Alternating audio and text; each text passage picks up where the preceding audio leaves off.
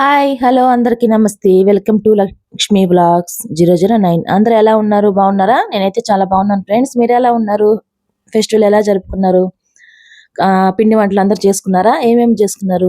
మేమైతే అరిసెలు కజ్జికాయలు మురుకులు చెక్కలు చేసుకున్నాం ఫ్రెండ్స్. ముందు వీడియోలో అరిసెలు కజ్జికాయలు వీడియో పెట్టాను, దీనికి ముందు వీడియో. ఇప్పుడు మురుకులు చెక్కలు చేశాను. చాలా అంటే చాలా బాగా వచ్చాయి. చూస్తున్నారు కదా వీడియోలో ఎంత క్రిస్పీగా వచ్చాయో. చాలా బాగా వచ్చాయి, టేస్ట్ కూడా చాలా బాగుంది. మేము ఎలా చేసామో మా ఊరు సైడ్ నెల్లూరు సైడ్ మేము ఎలా చేస్తామో మీతో వీడియో షేర్ చేస్తున్నాను ఫ్రెండ్స్, ఎవరికైనా ఉపయోగపడుతుందని. ఫస్ట్ మురుకులకి పిండి కలుపుకుంటున్నాను ఫ్రెండ్స్. బియ్య పిండి మనం మిషన్కి మిల్లుకి పట్టించుకోవాలి. బాగా నానబెట్టుకోకూడదు. ఈ బియ్యం రేషన్ బియ్యం తీసుకొని ఊరినే ఒక 2 టైమ్స్ 3 టైమ్స్ అలా వెంటనే కడిగి ఆరబోసేసుకోవాలి. అంటే ఎలాగున్న బియ్యం అలాగే ఉండాలి, అప్పుడే మురుకులు క్రిస్పీగా వస్తాయి, నానబెట్టుకోకూడదు. మేమైతే అలా చేస్తాము, మా నెల్లూరు సైడ్ అయితే అలా చేస్తాము. మేము మురుకులు అంటాము, చాలా మంది జంతికలు అలా అంటారు, మేమైతే మురుకులు అంటాము. ఆ బియ్యం అలా ఆడించుకొని దాంట్లోకి పప్పులు పచ్చనపప్పు నేనైతే వేసింది పచ్చనపప్పు, మినప్పప్పు, పెసరపప్పు ఈ 3 వేసాము. చాలా మంది వేసిన పప్పు వేస్తారు, తినేచిన పప్పు కూడా వేస్తారు. మేము ఆ 2 వేయలేదు, ఈ 3 పప్పులు వేసాము. పచ్చనపప్పు, పెసరపప్పు, మినపప్పు. ఆ పప్పులన్నీ కలిపి ఒక 1 కేజీ ఉంటుందండి. బియ్యం వచ్చి ఒక 3 కేజీస్ వేసాము. 3 కేజీస్కి 1 కేజీ పప్పులు వేయించుకొని దోరగా లైట్గా వేయించుకోవాలి. అది మాడిపోకుండా వేయించుకోవాలి. దోరగా వేయించుకొని మిషన్కి బియ్యంతో పాటు సపరేట్గా పట్టించుకోవాలి. దాంతోనే చెక్కలు కూడా చేసుకోవచ్చు ఫ్రెండ్స్, ఆ బియ్య పిండితోనే. అందుకే పప్పులు విడిగా వేయించుకొని మిల్లుకి పట్టించి పెట్టుకోవాలి. నేను ఇక్కడ 5 కేజీస్ వేసాను. 2 కేజీస్ చెక్కలకి 3 కేజీస్ మురుకులకి వేసాము. మేము అరిసెలు ఏమి పెద్దగా తినము, మురుకులు చెక్కలు తింటాము, అందుకని అవే ఎక్కువ చేసుకుంటాము. ఇప్పుడు చేసుకున్నా కూడా బియ్య పిండి ఆడించుకొని బియ్య పిండి పప్పులు సపరేట్గా ఆడించుకొని, చెక్కలు కూడా అదే పిండి పనికి వస్తుంది.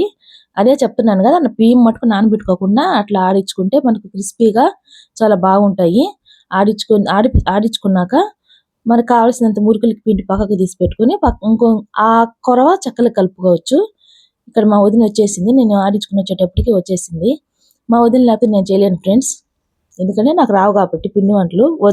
వస్తాయి కానీ మా వదిన చాలా బాగా చేస్తుంది, టేస్టీగా ఉంటాయి. నేను పిండి ఆడించుకునేటప్పుడు మా వదిన వచ్చేసింది. మా వదిన పిండి అంతా బాగా కలిపి పెట్టి మురుకులకి పక్కన పెట్టింది. మురుకుల్లో ఏమేమి వేసానంటే బియ్య పిండి, మనం ఆడించుకున్న పప్పుల పిండి, కారం, ఉప్పు, వాము, జీలకర్ర, ఇవే ఫ్రెండ్స్. దాంట్లో మనం నెయ్యి కానీ వెన్న కానీ ఉంటే వేసుకొని కలుపుకుంటే చాలా బాగుంటుంది. కానీ నాకు ఆడ వెన్న లేదు, బట్ మా పిల్లలు కూడా తినరు, నెయ్యి అవి వేస్తే తినరు. మేము డాల్డా కొంచెం వేసాము, డాల్డా కరగబెట్టి వేసాము. డాల్డా వేసుకున్నా కూడా బాగుంటుంది. ఈ ఐటమ్స్ మురుకులు కావాల్సినవి ఏమేమి అంటే బియ్య పిండి, పప్పుల పిండి, డాల్డా, సాల్టు, కారం, వాము, జీలకర్ర, అంతే.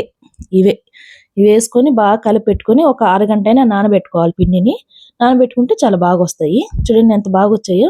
కలర్ చూడండి, కలర్ చూస్తే మీకు అర్థమైపోయి ఉంటాయి. చేత్తో అలా పట్టుకుంటే తునిగిపోతున్నాయి ఫ్రెండ్స్, అలా ఉండాలి మురుకులు. నోట్లో పెట్టుకుంటే కరిగిపోతున్నాయి, అట్లా బాగా వచ్చాయి. ఇట్లా చేస్తాం మేము. చాలా మంది ముందుగానే పేపర్లో ఇలాగా ప్రెస్ చేసి పెట్టుకుంటారు కదా, మాకు అట్లా అలవాట్లేదు. ఇట్లాగే గెంటి మీద ఇలా వేసేసుకుంటా ఉంటే ఇంకొకరు దాంట్లో వేసేసి ఫ్రై చేస్తూ ఉంటారు. అంతే ఫ్రెండ్స్ మురుకులు. చెక్కలకు వచ్చి బియ్య పిండి, దాంట్లో మసాలా ఖచ్చితంగా మనం వేసేదాన్ని బట్టే ఉంటుంది చెక్కల టేస్ట్ మటుకు. పచ్చిమిర్చి, అల్లము, తెల్లగడ్డ, కరివేపాకు ఇవి వేసుకొని కచ్చాపచ్చగా దంచుకోవాలి. మిక్సీ పట్టేదానికన్నా కచ్చాపచ్చగా దంచుకుంటే బాగుంటుంది. నేనేం మిక్సీ పట్టాను.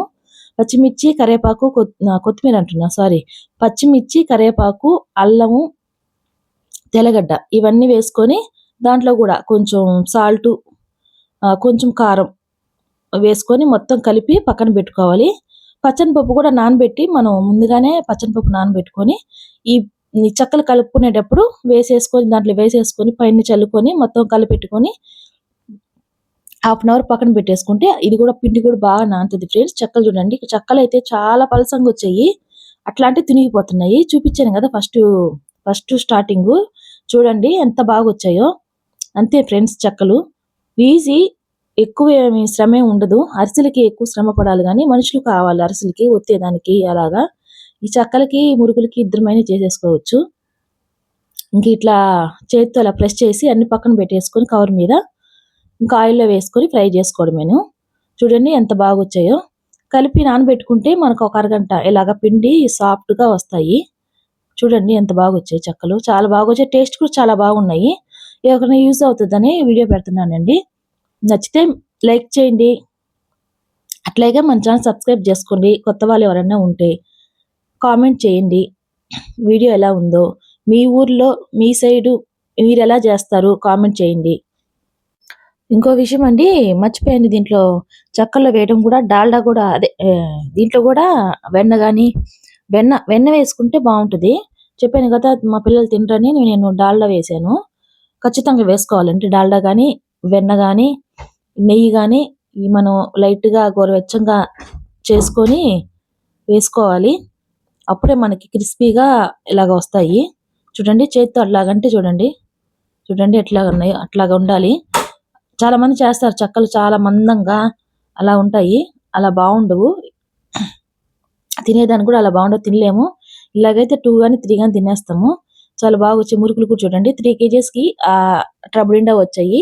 2 కేజీస్‌కి చెక్కలకి ఈ రెండిట్లో వచ్చాయండి. ఎవరికైనా నచ్చితే లైక్ చేయండి, షేర్ చేయండి అండ్ కామెంట్ కూడా చేయండి. ఇంకో వీడియోతో మీ ముందుకొచ్చేస్తాను. Thank you friends.